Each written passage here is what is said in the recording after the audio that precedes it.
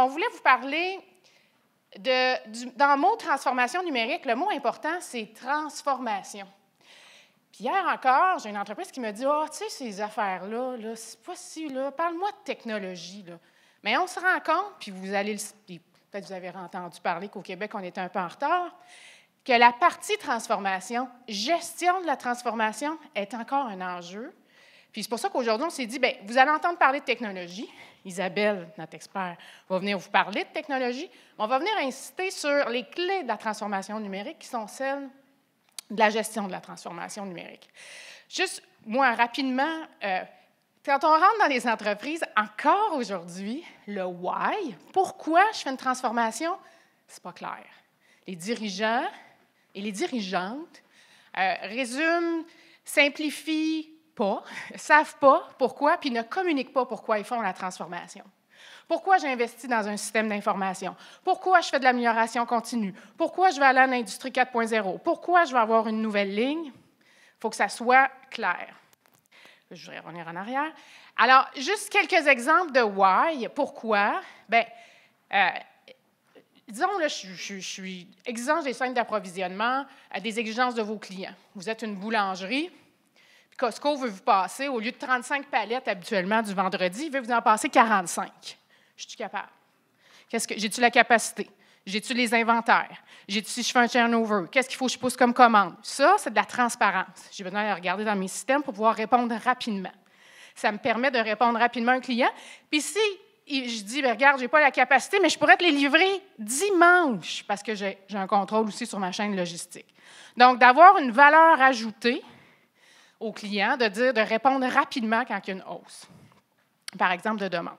Attente des consommateurs, donc on le voit de plus en plus, personnalisation de produits, rehaussement des normes sur le marché, donc de plus en plus exigeant, notamment en Europe.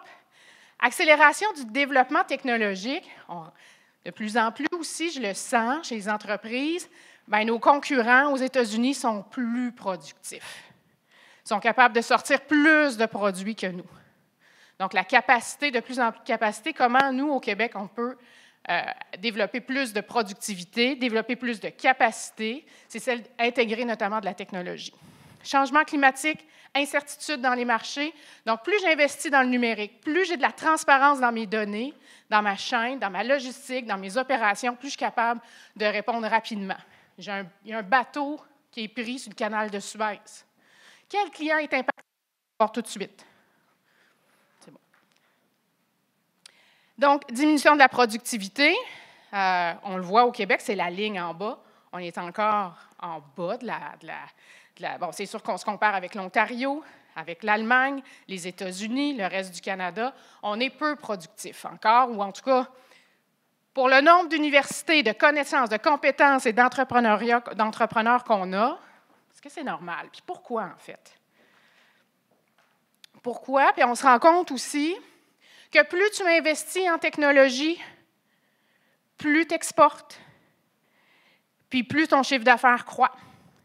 Plus tu investis en technologie, c'est la deuxième, 43 % des entreprises qui ont une maturité numérique élevée sont plus rentables. Enfin, puis Isabelle, tu vas nous faire un tour de roue. On l'a vu, l'intelligence artificielle, puis vous allez avoir des conférenciers sur l'intelligence artificielle. On a eu cette première hausse-là à cause du machine learning à partir de 2016-2017. Oups, intégration. Puis là, une deuxième courbe, une deuxième accélération à partir de 2023 avec l'IA générative. Est-ce qu'au Québec, on est capable de prendre la vague, puis d'investir en technologie, puis d'en tirer profit? Je veux commencer par une petite anecdote pour vous. Avant de commencer, je vais vous faire un état de l'art, finalement, des technologies. Moi, j'ai un bac en génie électrique et une maîtrise en génie métallurgique. Puis je sais que vous vous demandez c'est quoi le lien avec la technologie. Donc, je vais vous rassurer tout de suite, il y a un lien. Moi, quand j'ai commencé ma carrière, je faisais du développement de projets d'énergie éolienne. Fait que ça, c'était des machines qui étaient dans des régions éloignées. Puis je peux vous dire que quand on avait des enjeux parce qu'une machine brisait, c'était compliqué, comme de se rendre là. Puis quand ça brisait en hiver, ça allait mal. Fait qu'on s'est rapidement intéressé au modèle de maintenance prédictive. On avait les données qu'on collectait avec nos SCADA. Donc moi, j'ai fait du développement de modèles de maintenance prédictive. Puis j'avais une petite image pour vous. pour commencer. Donc, ça ressemblait à ça à l'époque. Donc, on passait beaucoup de temps, comme on regardait, on passait à travers toutes les courbes de production des machines des parcs éoliens pour établir une courbe de référence, puis comme des courbes limites supérieures, inférieures, pour détecter les comportements anormaux. Fait que là, vous voyez le résultat. Ce que vous ne voyez pas, c'est tout le jus de bras en arrière. C'était long de collecter les données, long de les analyser, long quand on trouvait une tendance qui était anormale. Il fallait passer à travers toutes les logs de fautes pour comprendre qu'est-ce qui s'est passé, ça peut être quoi qui est en train de briser. Fait que c'est quelque chose qui était très long à l'époque. Maintenant, avec les algorithmes de machine learning, comme une fois qu'on a rentré les données, non seulement ça détecte les tendances, en plus ça peut te recommander des actions. Fait qu'on est vraiment passé à un autre niveau. Et c'est ça que la technologie fait, c'est que finalement, ça transforme la façon dont on gère nos opérations. Puis ici, j'avais comme un petit récapitulatif pour vous, des briques technologiques qu'on suit. Donc, quand on regarde les avancées technologiques, il y a comme deux types d'avancées. Il y a celles qui sont vraiment sur les technologies physiques, les systèmes physiques. Donc, ça implique des composants tangibles, matériels, mécaniques. Puis souvent, c'est des systèmes qu'on utilise pour faciliter l'effort. Donc, ça vient nous permettre vraiment d'aller chercher la bonne action. Donc, bonne action, on parle de précision, de répétabilité, de rapidité. Et il y en a plusieurs. Pensez aux robots qui sont maintenant partout déployés dans l'industrie, les cobots et tout. Puis, il y a les technologies numériques. Donc, on parle de logiciels, de données, d'interactions virtuelles. Puis ça, ce qu'on fait avec, c'est qu'on veut faciliter la prise de décision. Donc ça nous permet vraiment d'aller chercher la bonne information ou de communiquer ou d'aller chercher la bonne information à la bonne ressource au bon moment. Je sais que vous allez me demander c'est quoi le bon moment. Le bon moment, c'est avant que la machine brise. Je pense que tout le monde est d'accord avec moi, c'est là le bon moment. Donc il y a plusieurs briques technologiques, robotiques, intelligence artificielle, IoT. Vous allez en entendre parler beaucoup dans la journée aujourd'hui. Ce qui est important, c'est que la plupart des systèmes, des solutions qu'on a maintenant vont être une combinaison de toutes ces briques technologiques-là. Et ce qui est intéressant aussi au niveau de la maintenance, c'est que ça intervient vraiment tout le long du cycle de la maintenance industrielle. Donc, on parle de planification, de surveillance, d'exécution ou de gestion des ressources, et les technologies sont capables d'apporter une différence à ces niveaux-là. Puis, je vais vous donner quelques exemples. Je vais aller rapidement, mais vous pourrez consulter la présentation après. Donc, au niveau de la planification, par exemple, quelque chose qu'on voit beaucoup, souvent ça vient avec des GMAO intégrés. Donc, c'est qu'il y a maintenant du machine learning pour automatiser la mise en place des plans et des tâches de maintenance. Au lieu d'aller regarder le manuel pour créer les plans de maintenance ou de se fier, des fois les GMAO proposent des modèles pour certains types d'équipements qu'on va utiliser puis personnaliser. Mais là, il y a des algorithmes qui peuvent lire vos manuels puis vous proposer des plans de maintenance personnalisés. Fait que ça, c'est quelque chose qui est de plus en plus intéressant. On voit aussi, au niveau de la planification, des outils de planification avancés qui permettent vraiment d'intégrer la planification de la maintenance et de la production, parce que le but, effectivement, c'est de réduire l'impact de la maintenance sur la production. Fait que ça, ce sont des outils avancés. Ça permet, les algorithmes de planification avancés maintenant permettent de tenir compte de vraiment beaucoup de contraintes. Donc, ça peut être la disponibilité des ressources, l'ordonnancement de la production. Donc, c'est quelque chose qui est majeur aussi. Au niveau de la surveillance et du diagnostic, donc vous avez les capteurs IoT qui sont de plus en plus faciles à intégrer. Donc, ils sont de plus en plus versatiles aussi. Il y a les drones qu'on utilise aussi maintenant beaucoup pour optimiser l'inspection visuelle, surtout dans des lieux qui sont peu accessibles. On les voit pour toutes sortes d'utilisations, même pour l'inventaire. Donc, il y a de plus en plus de drones qui sont utilisés. Dans le sport aussi. Comment? Je pensais au soccer, mais... Oui, absolument. Puis la maintenance prédictive, réparer avant le bris, les tendances qu'on voit, que moi personnellement je trouve de plus en plus intéressant, c'est qu'il y a du open source maintenant qui s'ajoute dans les outils qui sont utilisés pour la maintenance prédictive. Fait que ça permet de faire baisser le coût et d'augmenter l'accessibilité pour les petites entreprises. Et puis il y a les jumeaux numériques. C'est comme des répliques virtuelles de vos équipements, qui permettent de simuler les équipements, de simuler leur comportement, puis souvent de faire des diagnostics, juste en virtuel, puis de prévoir l'impact d'une maintenance. Au niveau de l'exécution des travaux, la réalité augmentée, la réalité virtuelle, vous en allez, je pense que c'est au programme de la journée aussi, vous aurez une conférence spécifique dessus. Donc ça, c'est des instructions qui vous permettent de... C'est des lunettes qui vous permettent de superposer des instructions de travail sur la machine pendant que vous êtes en train de travailler dessus. Le cas que j'ai vu qui était le plus intéressant dans nos clients, c'est quelqu'un qui l'utilisait pour de la maintenance à distance. Donc le fiabiliste était sur un site, mais il était quand même capable, parce qu'il pouvait voir ce que l'employé voit, de donner des instructions pour la maintenance. Ça, c'était très intéressant. On peut effectuer des tâches plus précises avec les robots. Il y a les instructions de travail numérique, l'IA générative. Ça, c'est quelque chose qui est super intéressant parce que l'IA générative vous permet de converser avec vos documents, avec vos procédures. C'est souvent pour les nouveaux techniciens, au lieu de passer le temps à chercher l'information, il peut juste poser la question à un document, un manuel de maintenance, comme comment on fait dans tel cas. Donc, ça, c'est vraiment une application qui est super intéressante, surtout que maintenant, c'est des modèles, comme ChatGPT, c'est ce qu'on appelle un modèle de large language model. Et puis, il y a des petits modèles qui peuvent être disponibles sur des téléphones, puis qui sont plus privés, juste pour l'entreprise. Donc, ça, c'est intéressant.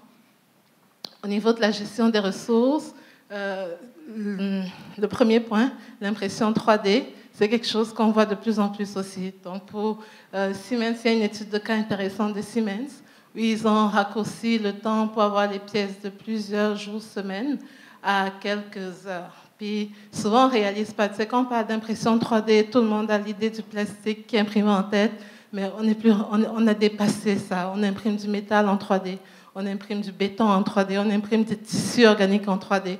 Donc, c'est vraiment une technologie qui a beaucoup avancé et dont on peut tirer parti pour la gestion des ressources. Évaluation, amélioration continue, big data, on a les données, on est capable de faire des tendances et puis d'améliorer les plans de maintenance. Et finalement, quelque chose que je trouve intéressant, c'est qu'avec toutes ces technologies, ça transforme la maintenance. Donc, on parle de plus en plus de maintenance comme un service. Donc, ça, c'est vraiment les fabricants d'équipements qui, au lieu de vous vendre un équipement que vous allez devoir entretenir, ils vous vendent un équipement puis un service de maintenance, mais en s'appuyant sur la réalité augmentée, sur la maintenance prédictive, ils sont capables d'optimiser la performance des machines à un coût finalement qui est moins dispendieux, moins élevé pour les entreprises. Ça fait rapidement le tour. Geneviève, je te repasse la parole. Parce qu'on va passer on a un petit sondage pour vous. Isabelle, avant qu'on aille dans le sondage, toi, tu es beaucoup... Bon, dans notre équipe, on a toutes des Isabelles là, qui aiment beaucoup, beaucoup la technologie. Moi, ça m'a toujours préoccupé de regarder le développement technologique, la lenteur d'adoption. Est-ce qu'avec l'IA générative, on est en train de creuser le gap? Combien de temps j'ai pour répondre à la question? 2 minutes. Non, c'est une question qui est vraiment intéressante, puis moi, ça me passionne. Ce qu'on voit dans les entreprises, c'est qu'il y a comme 2 tendances. L'IA générative change tout. Je pense qu'on ne se rend pas souvent compte à quel point c'est une transformation majeure de la société, mais dans les entreprises, avant, on avait comme un gap entre les entreprises qui adoptaient la technologie puis celles qui étaient comme plus un peu en arrière, donc celles qui étaient en avant de la parade. Puis avec l'IA, le gap est vraiment encore plus augmenté parce qu'il y a comme un effet de cercle vertueux. Donc, il y a des entreprises qui commencent à utiliser l'IA. C'est des petites intégrations de l'IA, mais qui leur permettent de sauver du temps qu'elles peuvent réutiliser dans d'autres projets, qui permettent de faciliter la formation, de faciliter la gestion du changement. En fait, c'est des entreprises qui augmentent leur capacité à innover. Puis d'un autre bord, on a des entreprises qui vont commencer à utiliser l'IA, mais sans nécessairement être préparées, sans nécessairement savoir ce que c'est. Fait qu'on va prendre un premier projet d'IA qui va être dispendieux, parce que si on ne sait pas exactement ce qu'on fait, ça peut impliquer du développement qui peut être très élevé finalement. Et ça, ce que ça fait, c'est que c'est une première mauvaise expérience qui augmente la résistance au changement. Ouais. Donc, ce qu'on voit, c'est que vraiment, avec l'IA générative, le gap est de plus en plus important entre les entreprises qui sont en avant de la parade et les autres. Non, c'était peurant parce qu'il y avait une étude de la BDC au début du mois de septembre qui est sortie, puis 25 seulement des PME pensaient, bon, peut-être qu'elle allait investir dans l'IA, c'est peut-être intéressant. 80 de ce 25 %-là sont sans employés et plus. Les entreprises au Québec, la moyenne, surtout des manufacturières, c'est quoi, 50? Je te regarde, Audrey, mais je sais que ce n'est pas beaucoup, là. Ce n'est pas 100 employés, la moyenne de nos entreprises. OK, on passe à un petit sondage. Sortez vos téléphones, Menti, parce que ce que je vous ai dit tantôt, bien, ce n'est pas dans la technologie qu'on a des défis d'adoption. C'est dans vos organisations, dans la façon dont vous gérez, dans votre leadership, dans l'organisation du travail, dans la façon de gérer vos projets. Puis c'est quand même surprenant parce que on rentre dans des entreprises manufacturières. J'ai beaucoup d'ingénieurs, ils ne savent pas gérer leurs projets. Je ne comprends pas. En tout cas, autre élément. Organisation, les compétences aussi. Donc, allez sur Menti, vous utilisez le code 5733 26 87. 57 33 26 87. Je pense qu'on le remet après dans les slides. Hein? Que je peux changer de slide? Oui, OK. OK. Il faut que je revienne en arrière. Ça va? 57 33 26 87. OK. Leadership, le premier. C'est sûr, dans nos entreprises là, qui fonctionnent puis qui adoptent, là, la stratégie est claire, puis elle est communiquée au reste de l'entreprise. Puis on a un représentant de la technologie. On a un représentant de la transformation. Puis juste une histoire ici. On est dans une entreprise actuellement, très gros projet, ERP, MES, APS. Puis là, vous vous dites, ça pourrait être GMAO, là, peu importe. Mais j'ai personne qui s'occupe des 3 projets. Ce qui fait que tous les petits arbitrages, hey, le GMAO, il s'arrête où? Le ERP, il commence où? Ça, ce n'est pas vos technologies ni vos intégrateurs. C'est la façon dont vous travaillez qui va venir faire ces arbitrages-là, qui va venir déterminer ces arbitrages-là. Si je n'ai pas quelqu'un qui gère ces arbitrages-là, déjà, vous êtes mal parti. Ça va être compliqué. Donc, l'autre élément, sentiment d'urgence. Est-ce que chez vous, là, les projets que vous faites, vous pourriez les faire à la fin de l'année ou l'année prochaine, puis ça ne dérangerait pas? C'est à peu près ça la question. Est-ce qu'on exprime un sentiment d'urgence pour intégrer de la technologie chez vous? Go! Est-ce que là, vous avez la question? Est-ce que ça marche? Sentiment d'urgence, ça peut être aussi tous mes employés partent à la retraite. Bien, pas toutes, mais genre 40, 50 de mes opérateurs et opératrices sur le plancher vont prendre leur retraite dans 3, 4, 5 ans. Ça, c'est un sentiment d'urgence aussi. On a 36 personnes qui ont un sentiment d'urgence, puis 49 personnes non. Bon, vous savez quoi faire quand vous allez retourner au bureau. OK. Qu'est-ce qu'on voit chez nos championnes en gestion de projet?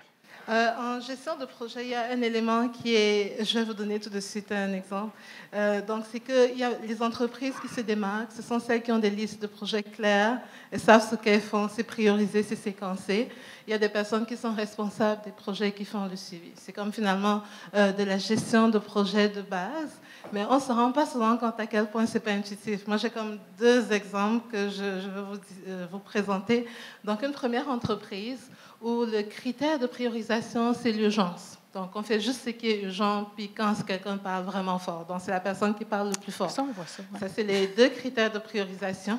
J'imagine que ça résonne chez vous, chez quelques-uns. Et donc là, le problème avec ça, c'est que souvent, on est en train de faire des patchs. On est toujours en train de patcher. On n'a pas le temps de prendre du recul pour faire des projets structurants. Puis souvent, il faut faire des projets structurants. Fait que ça, c'est comme un inconvénient. Et puis, un autre exemple que je trouvais intéressant, on est arrivé dans une entreprise, puis les 2 projets qu'ils nous avaient dit qu'ils voulaient faire, qui étaient vraiment urgents, c'était des projets d'automatisation. C'est comme on a besoin d'un robot qui nous fabrique des cages d'armature parce que ça nous prend trop de temps de le faire. Fait qu'on les a accompagnés avec une petite liste, avec des critères de priorisation.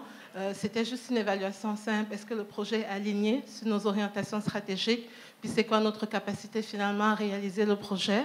Et c'est quoi le retour sur investissement? Puis aucun des 2 projets n'a scoré, même pas dans le top 10 des projets. Fait que c'est vraiment important de se doter d'outils qui permettent d'évaluer ça. Est-ce que tout le monde a répondu au sondage? Qui a des critères pour sélectionner et prioriser les projets chez eux? La plupart des entreprises n'en ont pas. Puis là, tu sais, quand on parle de pilotage de projet, c'est-à-dire la plupart des entreprises ont peut-être une liste de projets, mais ce qui est dedans, si tu mises à jour, c'est qui s'en occupe, pas clair. Donc, est-ce que dans la salle, c'est quoi la réponse? 32 personnes ont des critères de sélection de projets qui sont clairs versus 14. C'est qu'on on est des champions dans la salle pour la priorisation. Parfait. Donc, les compétences. Est-ce qu'on a un plan de développement des compétences en place? Parce que la technologie, l'intégration de la technologie implique de développer ou de maintenir des compétences, puis souvent, on ne s'en rend pas compte. Puis là aussi, j'ai 2 exemples, comme un bon exemple et puis un moins bon exemple. Donc, une entreprise, justement, Geneviève l'a mentionné tantôt, qui a un gros projet, on les accompagne pour un gros projet, ils doivent intégrer un ERP, un GMAO, un APS, puis un MES. Donc, c'est 4 gros systèmes qui doivent fonctionner ensemble. Puis eux, la première chose qu'ils nous ont demandé, c'est un plan de développement de compétences, parce qu'ils savaient que l'intégration de ces outils va changer la façon de travailler. Ça va changer les compétences qui sont requises. Puis ils voulaient prévoir d'avance qu'est-ce qu'ils avaient besoin de prévoir comme changement à la main-d'œuvre. Parce que oui, la main-d'œuvre, c'est un enjeu. Je pense que tout le monde le sait. Donc, ça, c'est un bon exemple. Fait qu'on les accompagne pour ça.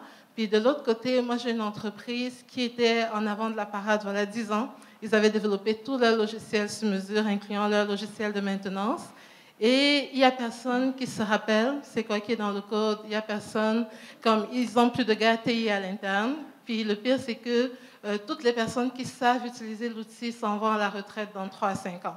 Fait que ça, c'est comme un contre-exemple de plan de développement de connaissances qui n'a pas été pensé, finalement, pour maintenir l'utilisation de l'outil. Assez classique, on voit ça souvent. L'Excel. Est-ce que vous avez tous répondu à la petite question? Oui. Je vais juste valider les résultats. Plan de développement des compétences. C'est quand même se projeter dans le futur. La plupart des entreprises, on voit qu'ils n'ont pas toujours le temps de faire ça. Puis là, c'est moitié-moitié. Okay. On a la moitié de la salle qui a un plan de développement de compétences en place, puis l'autre moitié, pas encore. OK, dernière petite question. Là, on est sur collaboration. Les gestionnaires encouragent les employés à améliorer les processus existants. L'expérimentation des nouvelles idées. Je pense qu'on avait une histoire là-dessus, mais j'ai oublié.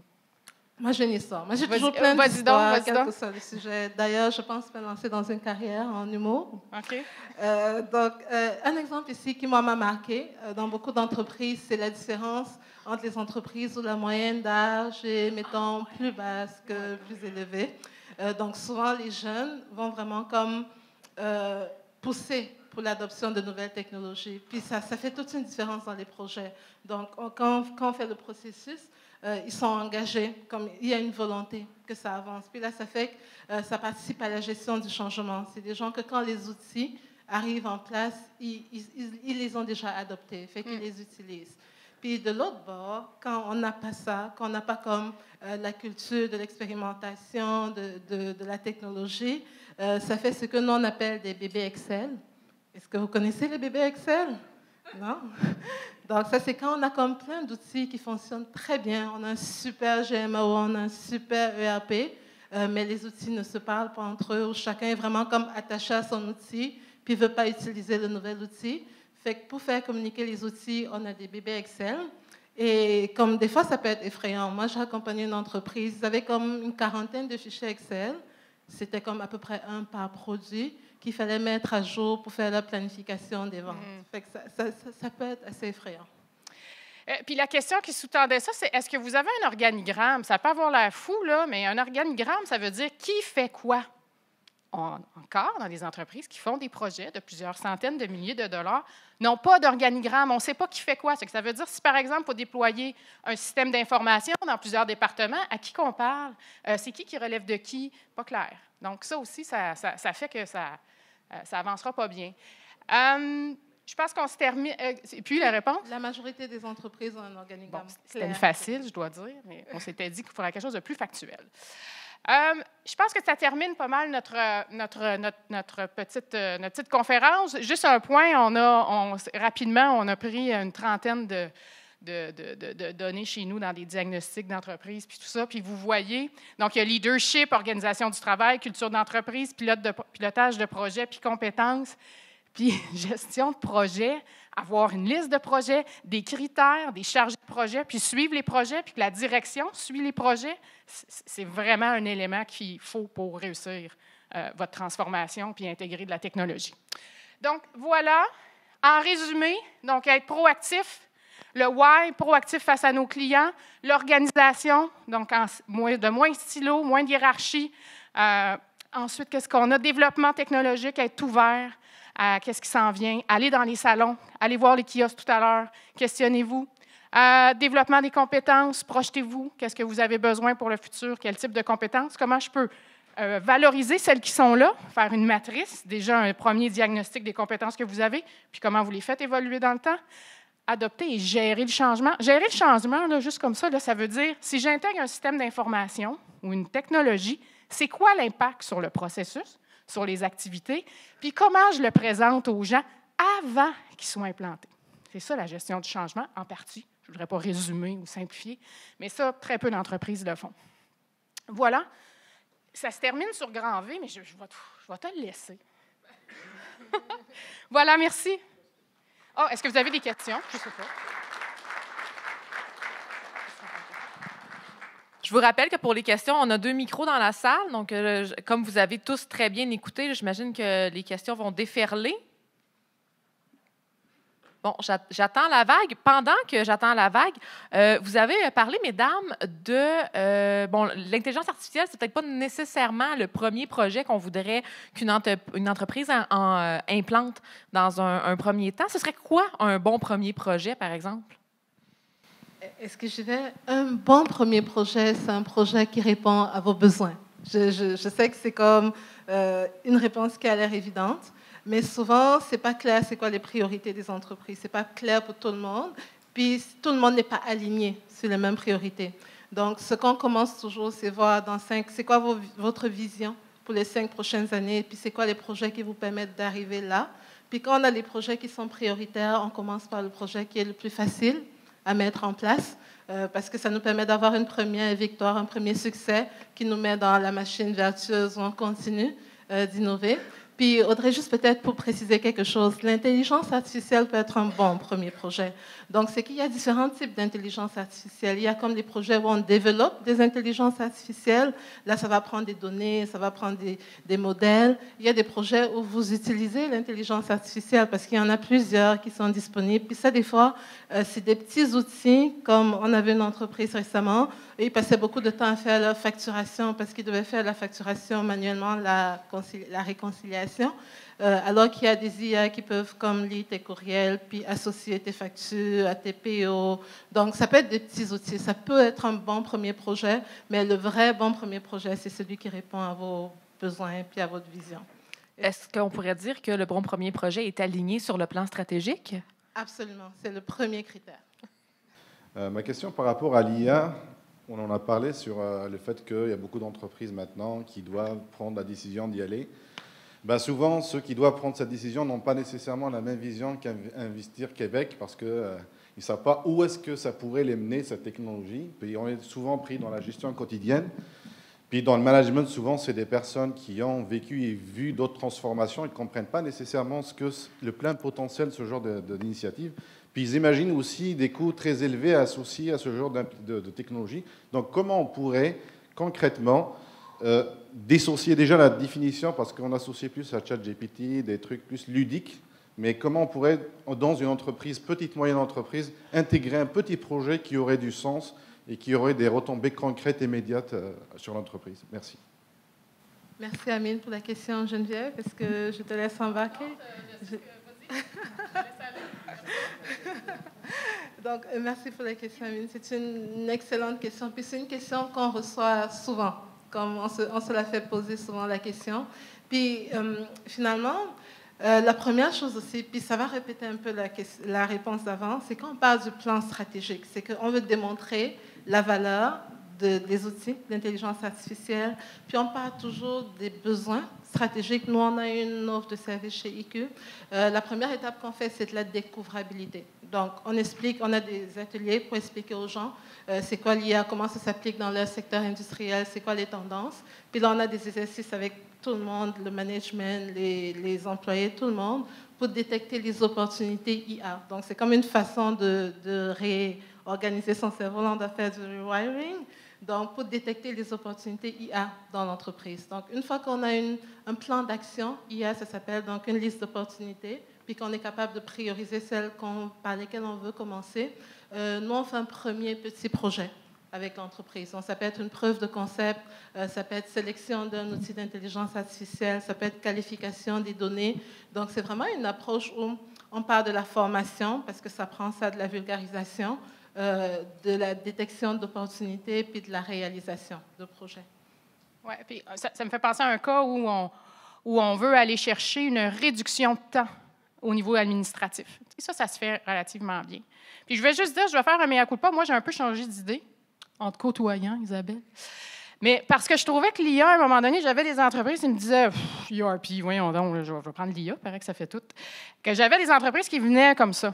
Tu sais, puis je dis, ben non, il va falloir que tu perdes des standards, il va falloir que tu standardises tes processus, il va falloir que tu formes ton monde, il va falloir que tu intègres les systèmes d'information parce que c'est là que sont capturées tes données. Puis là, après ça, avec l'IA, tu vas pouvoir les utiliser. Je pense que cette étape-là reste, mais je commence à voir, en te côtoyant, je commence à voir que ça va très vite. Puis effectivement, il y a des quick wins qu'on peut aller chercher, mais ça ne reste pas qu'il faut quand même faire nos devoirs en termes de processus, de grands projets de transformation.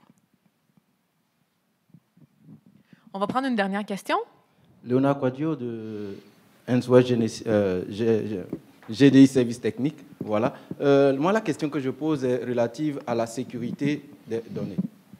Voilà. J'aimerais que vous en tout cas, vous en parliez un peu, puisqu'on n'en a pas trop parlé, puisque un peu la réticence de certaines entreprises, c'est la peur d'avoir leurs données sensibles dans le nuage. Voilà. Je voudrais que vous en parliez un peu. Merci beaucoup pour la question. Est-ce que vous parlez spécifiquement pour l'intelligence artificielle ou de façon générale? Je parle spécifiquement on va dire, aujourd'hui, la tendance d'avoir les données immatérielles. Voilà, avoir nos informations sur, on va dire, des supports immatériels, voilà, qui pose donc la question de que deviennent, voilà, du cloud. On va non seulement du cloud de l'IA, est-ce que je fais une IA en interne? Est-ce que je prends une IA qui est déjà sur le marché, qui peut être un open source? Et puis, voilà. Donc, ça pose des problèmes de sécurité. Je voudrais qu'on en parle un peu. Absolument. Puis, en fait, il y a deux composantes. Puis, il n'y a pas de réponse idéale. Chaque entreprise, finalement, doit faire son évaluation de risque. Donc, par rapport au cloud, par exemple, à l'époque, j'étais d'une entreprise qui voulait faire un passage vers le cloud, puis tout le monde hésitait. Puis la question, quand s'est fait poser, comme, est-ce que vous avez déjà eu une attaque, par exemple, de vos serveurs? Puis la plupart des gens se rendent compte que quand ils ont des serveurs à l'interne qu'ils doivent maintenir eux-mêmes pour la sauvegarde des données, quand ça va bien, ça va bien. Le jour où ça va mal, puis que tu n'as pas la compétence technique pour t'en occuper, je suis content que ce soit sur le cloud. Donc, ce qu'on nous expliquait, c'est que sur le cloud, tu as des systèmes qui sont optimisés, qui sont surveillés 24 heures sur 24. C'est comme un savoir de sécurité qui est plus important que ton savoir local. Mais c'est vraiment pour chaque entreprise une évaluation de risque pour voir, comme par rapport à la confidentialité. Normalement, on recommande aux entreprises d'avoir une politique de gouvernance de données. Donc, pour regarder justement la vulnérabilité, la sécurité, la confidentialité, parce que c'est tous des enjeux qui sont vraiment importants. Puis, pour l'IA spécifiquement, mettons, quand on utilise ChatGPT, c'est des informations qui ne sont plus confidentielles, qui deviennent la propriété de ChatGPT. C'est pour ça que tantôt, je parlais des petits modèles de langage. Donc, ça, c'est comme une IA qui est locale, que vous installez sur vos serveurs, que vous déployez sur vos téléphones. Donc, c'est vraiment les données d'entreprise qui restent dans le contexte de l'entreprise. Donc, il y a quand même des solutions. Mais c'est chaque entreprise qui doit faire son évaluation de risque, finalement. Quel sujet controversé, la sécurité des données. Je vous demanderai de vous joindre à moi pour remercier Geneviève et Isabelle pour l'excellente conférence.